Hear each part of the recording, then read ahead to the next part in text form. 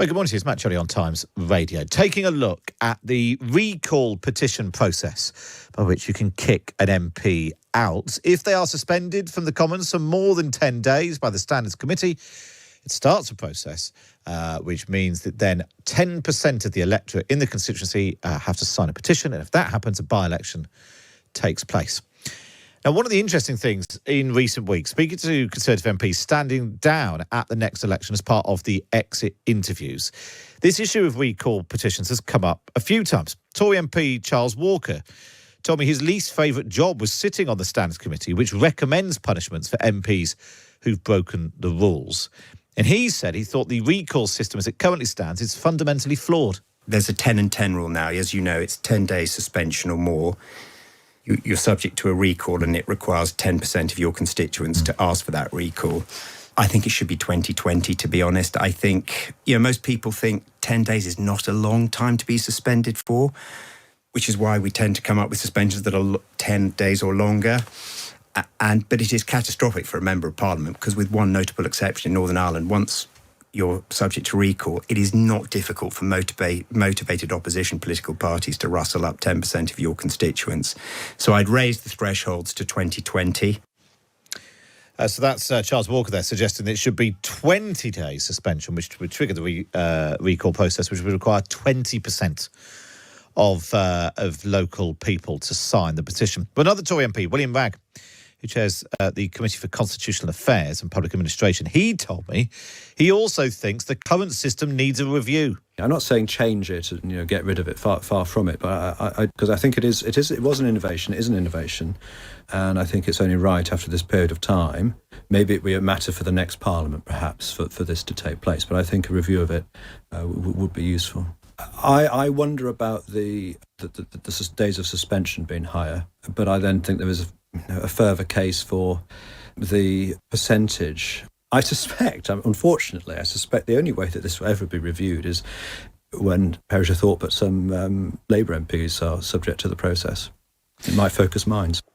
Well, I mean, it is worth pointing out that one of those who's been subject to this process so far was a Labour MP. So far, we've had a DUP, a Labour MP, two Conservatives, it would be three today with Scott Benson, and one SNP as well. Well, let's speak now to the Tory MP, former Cabinet Minister, David Davis joins me. Hi, David. Hi, good morning. Now, you spoke a lot in the Commons debates when this legislation was going through, almost a decade ago.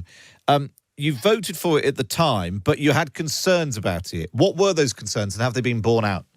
Yeah, I mean, first thing to remember is before we had this, in essence, you had to get a jail sentence 6 months to get thrown out of the House of Commons, and I thought that was far too high. And you could have somebody sitting in jail for five months and not representing the constituents and not being ejectable. So I thought there was a necessity for a new system. But at the time, I raised two problems, both of which I think, certainly one of which has turned out. One, I just said, look, this isn't an expulsion mechanism. I mean, the 10% rule. It's astonishing, frankly. I mean, even Ian Paisley, as you described, very nearly crossed it. He got 9.4%.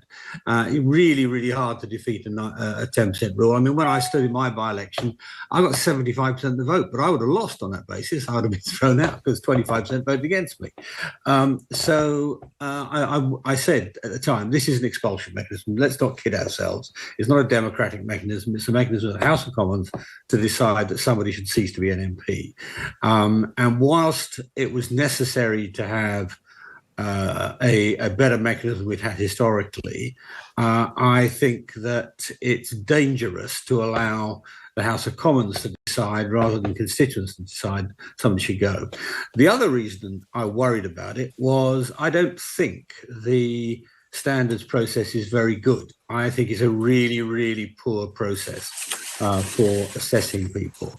And the example I gave at the time, what I said was, look, if you're part of the establishment, it's quite hard to get thrown out. If you're someone like Ken Livingstone, he was the example I gave, he got penalised for something which I thought was not really a fault at all. He got penalised for doing something he was advised to do by the House authorities in terms of declaration of interest. And yet, nevertheless, he got penalised. And had we had this system, he probably would have been thrown out of the House of Commons. So there's a sort of real problem. So I agree with your two previous speakers, William Ragg and Charles Walker, that we should increase the sort of level of penalty, probably 25 days, I think. So you can actually have a real penalty without expelling people. Now you either have a minor slap on the wrist or you're expelled. That's basically the two options, really. Because a 5-day suspension is neither here nor there. Lots and lots of very eminent MPs have had 5-day suspensions for, arguing with the Speaker. So that's one thing. The other thing I would do is I think the 10% rule is ridiculous, frankly. And I'd actually say, OK, if we're going to pass it by the constituency, have a straight vote and see whether they want to get rid of him or not. And do it over 6 weeks, do it so everybody gets a chance to vote. That way, the constituents actually make the decision, not the political parties, not the House of Commons. Do you think more broadly, David, that the system has worked in terms of MPs behaving better? Or actually what we have seen, there's been far more by-elections triggered by MPs resigning than through the recall process, Boris Johnson being the most obvious one. He knew that the recommended suspension for misleading Parliament meant that there would have been a by-election, and he walked away rather than fight that. Has it is it helping to clear up the behaviour of MPs that when caught one way or another, those caught for wrongdoing have ended up leaving the Commons, either by quitting or facing the recall? Is it improving? I mean, it's the ultimate aim, I suppose, is to improve the behaviour of MPs. Well, it doesn't look like it. I mean, it's very hard to know because the system changes over time. But what Scott Benton was expelled for was quite, in my view, not expelled for, but has been penalised for, is quite a serious breach, and there have been quite a lot of serious breaches in recent years. So I think about in my view, about 3/4 of the expulsions have been justified one way or another. But also been a lot of things which, one of the problems today is MPs tend to be seen as guilty on accusation. There's no presumption of innocence with an MP. And this has quite serious effects. 6 MPs have been, in one way or another, had the whip withdrawn, been told not to come to Parliament and so on, who have then subsequently been exonerated. Yeah. So it's quite a difficult problem as well to assess. But I don't think it's made people behave any better at all, to be honest, when I think about it. I look around now, I don't see the behaviour of MPs today being better than it was, let's say, 30 years ago. David Davis, good to speak to you, former Cabinet Minister and Tory MP. Let's